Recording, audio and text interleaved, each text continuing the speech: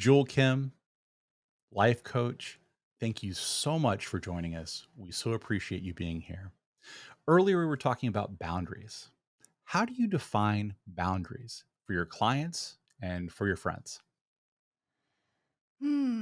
So great question. And I love it because when I work with my clients, boundaries always come up sooner or later.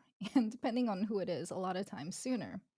So if you don't know what boundaries are, it's what you need to put in place to protect yourself. And yourself involves your physical, your mental, and your emotional well being. And it's what you need in order to feel good around other people so you can interact with them. What I need to protect. So, this is something I need. This isn't for other people. This is something for me. It's not for my friends. Is that right? Mostly, I would say that's correct. So, ideally, if you think about boundaries, you're wanting to create some sort of safe space in which you would then be able to interact with your people, whether they're your family, your coworkers, or your friends. And it's whatever you need those rules to be so that you can keep feeling good and not feel resentful, angry, frustrated, run over, taken advantage of. And that's what I see with a lot of my clients is because they're not respecting their own boundaries. And so they start to feel resentful. They start to feel like other people are just taking advantage of them. And it's because they haven't set their clear boundaries. And if they have tried to set them, they didn't enforce them. Ooh, enforcing boundaries. That sounds scary.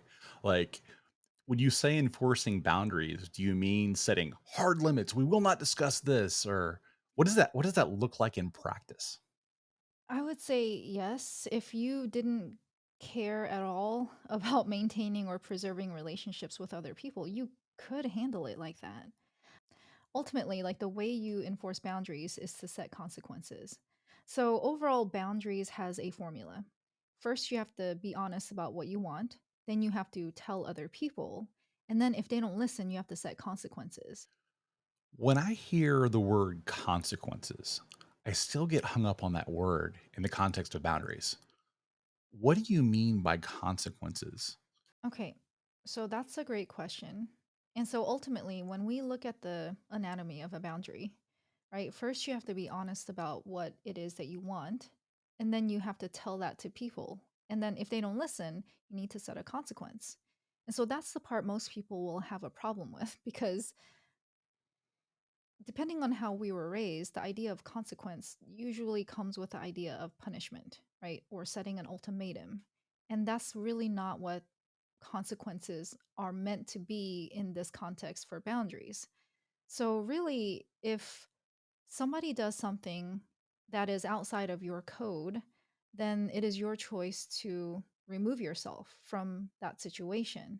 And all you're doing when you set a consequence is say, hey, it's my choice to not be around this kind of thing, but you go ahead and do you. It's your choice to go ahead and do the thing or not do the thing when I'm around. So, just so you're aware. So it's about me making a choice and you making a choice. And then if the choices intersect, then great. And if they don't, then also great. Now, what gets kind of tricky for a lot of people here is obviously the awkwardness of setting a consequence. Because, like I said, most people will have this idea that it's a punishment. And of course, you need to kind of remove that from your thinking.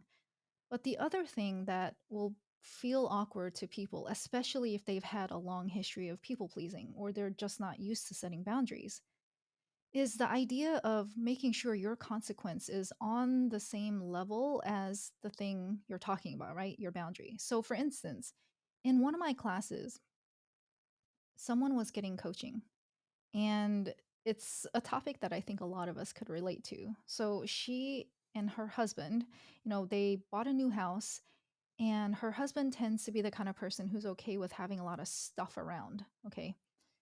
And she herself is very tidy oriented. She needs to have everything neat. She's not somebody to drag things out. I think you and me, Ryan, we could take a year to clean out like one closet, but she's definitely not that type. And so she was really unhappy with him leaving his stuff everywhere. Like they moved into the house, but it's been 6 months and he still hasn't put his things away or whatever. And so she was talking about this in the coaching session, so we were exploring what boundaries could look like. And the first boundary that she came up with was, "Okay, we need to buy a new house." And it's like, what on earth? That doesn't make any sense. That's, like, way out there as a consequence. It's like, so her husband doesn't clean up his stuff, and that means we need to buy a new house, right? Like, that just doesn't make sense. You just wanna make sure that your consequence is at least somewhere in the same ballpark as the boundary you're setting. I'm thinking about our families and how we can't necessarily set a consequence of just leaving or getting out of a particular situation. What might you recommend in those kinds of situations? So I think what makes this hard for people is, yeah, some people will say that cutting my family out of my life is not an issue, and that's great. But you always have the choice to remove yourself from a situation with your family. So there was one comment left on my TikTok where someone said, "My dad keeps touching my hair, and I've asked him so many times to stop doing it." And I said, "Okay, so now you're at the point where you have done nothing about it, and he keeps doing it, which means your boundary was meaningless. So this is now the time for you to actually do something about that."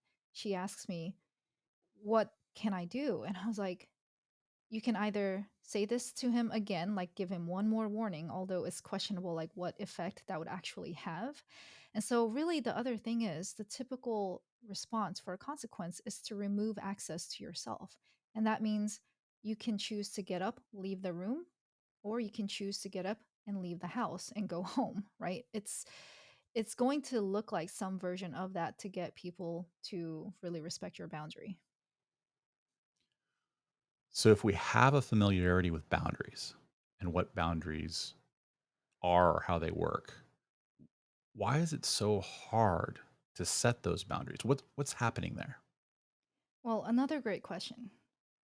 So, number one, I think it's because people don't actually really understand what boundaries are for, like what the purpose of them, the intent, right? Boundaries are really there for us to manage and maintain the relationships we choose to keep in our life and create like a healthy space for them, for ourselves, and also for the other people. Because when we're clear about what we need in order to be treated the way we want, that also makes it easier for the other people around us because then they know what to do. So, what makes it really hard is that people, we don't want to be mean. We don't want to be seen as harsh or just really hard to get along with. We think that people are going to perceive us in a way that is just not desirable. And because we're afraid that that's how they're going to see us, we're also afraid that that's going to start a fight. And so that's actually somewhat likely if you've always had a history of giving in to people's requests, right? So if you have set the precedent or the pattern of always accommodating people and then you start to say no, you know that these people are going to have a problem with that. So you don't want to be the one to rock the boat. You don't want to stir the pot.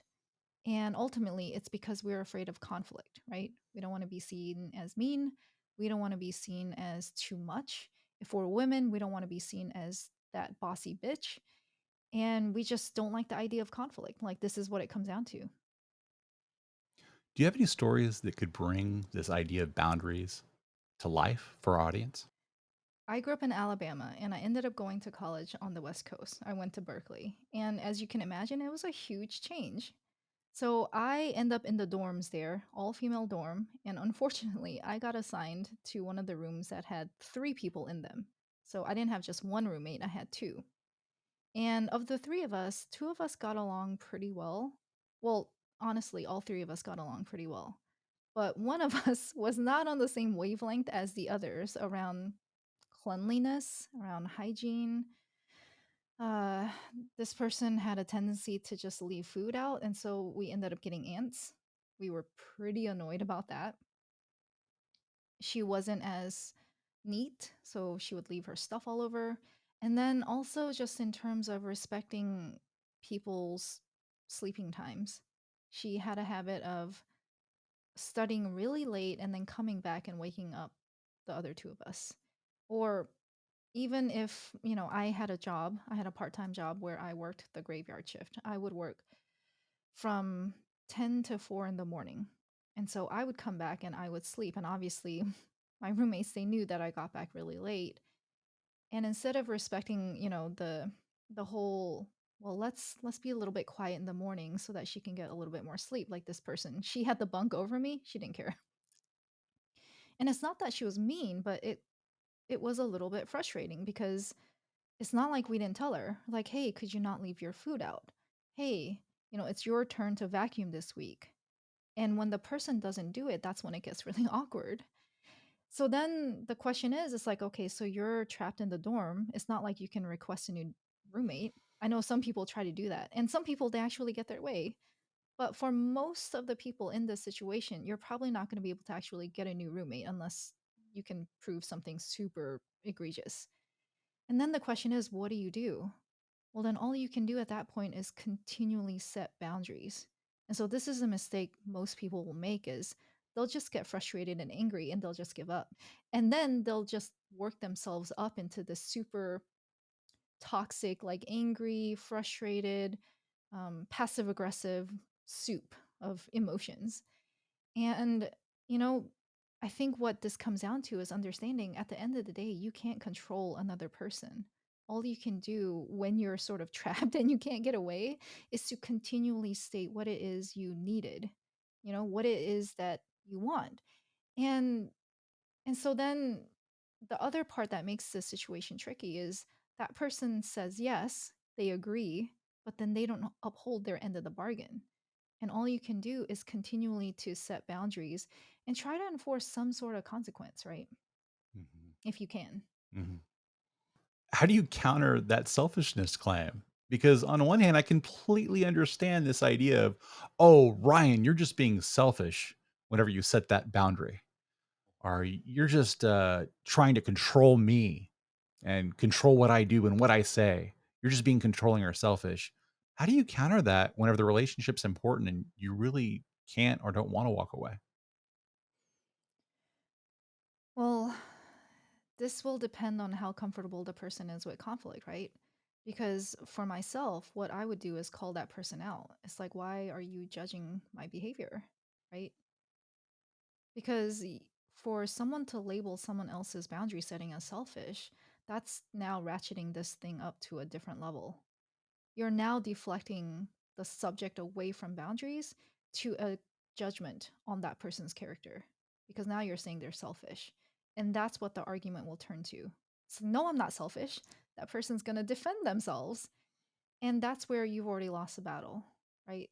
So, it's to not let yourself be distracted. If you feel comfortable with just being honest, it's like, hey, why is this suddenly about calling me selfish? Like, this is important to me. Like, I'm trying to find a healthier balance in my relationships. And it's the question of, can you help me do that without calling me names? And if you can't help me do that, then perhaps we might not spend as much time together anymore. I know sometimes there's confusion or people might misuse the word boundaries to mean something else. For example, earlier we were discussing how people might be cutting people out of their lives and calling it boundaries. Can you speak a little bit to that? Oh, yeah, absolutely. So, when I started posting videos on TikTok about boundaries, I saw all these comments rolling in from people saying, oh, yeah, I set boundaries and just cut all of these people out of my life. And there's this idea that in order to have power around your boundaries that you shouldn't need to explain yourself. And I think ideally that would be great, but then we have to remind ourselves that people aren't mind readers, okay? And sometimes it's not that they want to understand where you're at in order to then attack you or to ask for a reason. Like they just want to see what's happening. Like now you're asking for a change in the existing relationship and they just need a little bit of help to understand like where this is going and why the change, right? They're not questioning whether your boundary is valid. They just want to understand what's happening. And what I see is that when people use boundaries as this excuse to sort of cut people out of their life, they're actually hiding behind a fear of conflict. Because ultimately, when you start setting boundaries, sometimes that can lead to some uncomfortable conversations. It can be difficult. And instinctively, we know this. We know this is true that some of the people in our lives they're not going to be happy hearing about this new boundary. And so instead of having the courage to just tell them this anyway and give them the benefit of the doubt, to give them the chance to be a better person than we thought they were going to be, we instead just freeze them out. And if you do that, that's not really setting a boundary, right? Because now you've just chosen to walk away from the relationship. And so remember, the idea of having boundaries is to help you preserve and maintain your relationships in a healthy manner. And if you have just walked away from a relationship, that's not really a form for having boundaries anymore because now that person's no longer in your life. So it's not that I think you always have to have a conversation in order to set that boundary, because there are definitely situations where if someone is inflicting harm upon you in a deliberate, malicious fashion, no, you don't have to have a conversation about it. Yeah, but that's probably not the situation most of us are in. Most of us, that gray area is just the difficulty in having a hard conversation. And that's where a lot of us just fail because we use boundaries as the excuse. And it's that fear of conflict that keeps us from putting in the real work in the relationship. Whenever you talk to your clients about how to manage conflict or how to deal with conflict, what are some of the most useful things that you are often sharing with clients year after year? Let me share this from my session that just happened yesterday because it does kind of apply here. And I know you're familiar with these tools. So, number one is to not think you're right. Okay. So, most of us make the mistake of going into any conversation with another person from the stance of, I am right, and I need to make that person see that. You've already lost. Okay. You have failed at resolving the conflict because when you approach with that sort of energy, it's more likely to try and beat that other person down instead of coming to the middle and finding a healthy resolution that makes both sides happy. Okay. So, first is to get rid of the idea that you're right and they're wrong. Second is to be very careful about using labeling statements or telling them they are being a certain way, right? Well, you're being aggressive and you're being whatever, right? You need to focus on what you're experiencing. So when this happens, I feel whatever, I feel attacked or I feel like I've done something wrong. And it's like, just don't forget, like, the idea is for you to come together and be able to have an honest conversation without also throwing in tools that, or throwing in, without pouring gas on the fire, let's say. Okay. So have a healthy conversation. The idea is to have a healthy conversation without pouring gas on the fire. And that's where so many of us fail. And we're then unable to actually move past the conflict. We're just stuck in the conflict because the flames just keep rising higher and higher. And then lastly, it's really just listen. Okay, so again, because we're in that energy of I am right and this is what made me really mad, we're tunnel vision down. And so when we reach that point of tunnel vision, we're unable to actually listen to what the other person is seeing, what they're feeling, what they're experiencing. We can't take that in. And when we fail to listen, it's also very hard to come to a healthy resolution. So, in addition to feeling worried about being seen differently or as mean, what else might keep us from setting boundaries? Well, I've noticed in the last several people I've coached that the other big thing that keeps people from setting boundaries is this lurking fear that if they set boundaries, their people will desert them. They'll be abandoned, right? Their friends will no longer be friends. And then they'll be all alone. And so that's the really hard truth is when you set boundaries, depending on where you are on having been the people pleaser or having always been the yes man to people, you are likely to experience some fallout in your relationships. And so, for everyone I know who has gone on this journey of really reorienting the ship and setting boundaries for healthier relationships, we have all experienced like a huge change in the people who are in our lives now versus the people who were in them 5 years ago, for example. And that's not to say that every person in your life will desert you just because you set boundaries, but it's more a question of who are the people in your life who actually love and support you? Because the ones who don't, they'll be the fair weather friends. They're out at the first sign of trouble or difficulty or anything that doesn't suit their needs instead of your own. And so what will happen is it's sort of like cleaning out your closet of all the old clothes that no longer fit, the ones that have holes. You're making room for nicer clothes and nicer people, people who actually want to support you, people who want to be your friend for you and not what you do for them. What can we do to put kind of the things that we've discussed about boundaries into more specific and concrete action for our audience? Hmm. I'm not sure how much people are I'm not sure how much people are going to like this. But first, I would say start journaling, okay?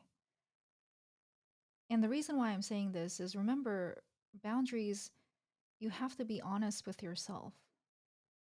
And sometimes we don't know that we actually have an unconscious boundary until someone crosses the line. But we don't even understand that that is what has happened because we've never actually articulated that to ourselves. So I would say start with journaling. Think about the most uncomfortable situations you've been in, things that didn't make you happy, things where you felt really wronged in some way.